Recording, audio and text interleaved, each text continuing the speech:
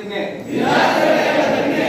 ಜಾತಿ ಧರ್ಮ ಪ್ರದೇಶ ಮತ ಅಥವಾ ಭಾಷೆಯ ಭೇದ ಭಾವವಿಲ್ಲದೆ ಭಾರತದ ಎಲ್ಲಾ ಜನತೆಯ ಭಾವೈಕ್ಯ ಮತ್ತು ಸೌಹಾರ್ದಕ್ಕಾಗಿ ಕಾರ್ಯ ನಿರ್ವಹಿಸುತ್ತೇನೆಂದು ನಾನು ಪ್ರತಿಜ್ಞೆ ಮಾಡುತ್ತೇನೆ.